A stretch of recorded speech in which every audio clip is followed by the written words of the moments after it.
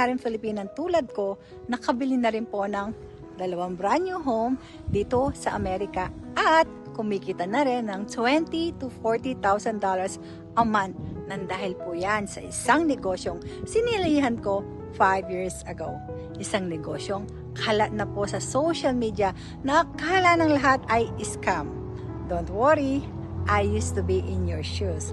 I used to ignore this kind of ads kasi akala ko scam. Too good to be true, di ba? Pero nang dahil sa malaking pangarap ko sa family ko, I set aside my fear and took action. Malay mo, this is for you too. I know you're not here. Hindi po ito aksidente. It's a divine appointment. Hi there! Ako po pala si Michelle Manansala, tubong Pampanga, pero currently residing here na in Sacramento, California.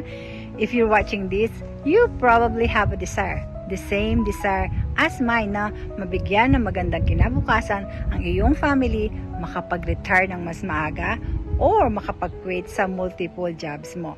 Pero hindi mo alam kung ano ang gagawin kasi halos ubos na ang oras mo sa kakatrabaho. I get it. Ganyan din po ako noon. Pagod sa paulit-ulit na cycle ng buhay. Working multiple jobs, long hours, pero wala naman nangyayari. Wala pa rin sapat na ipon at walang nababago sa aming buhay.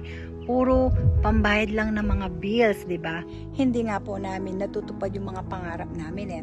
Kaya, I pray to God na sana bigyan po ako ng sign to heal our finances, na to lead us to the right opportunity. Until one day, nakakita po ako ng isang ads tulad ng pinapanood mo ngayon. She's a registered nurse na nabago po ang buhay niya nang dahil lang sa business na pinasukan din niya. Pero syempre, sa simula, I was skeptical. Akala ko, hindi ito legit or scam. But of course, through prayers, I did my due diligence and took a leap of faith. So, dun sa ads na yon, they asked me to watch the 90-minute free webinar at doon malalaman po natin kung paano mag-i-start itong business na ito. At nung nakapasok po ako sa community, grabe, ang dami na palang gumagawa ng business na ito. Kumikita sila ng 5 to 6 figures income na higit pa sa kanilang mga profesyon. I was so inspired sa kanila.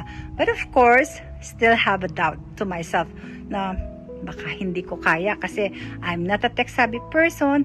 I don't have any business experience at ayoko magbenta. Akala ko kasi bentahan, pero hindi po. The rest is history. Ngayon, meron na po akong oras para sa pamilya ko na makasama sila mag-travel all over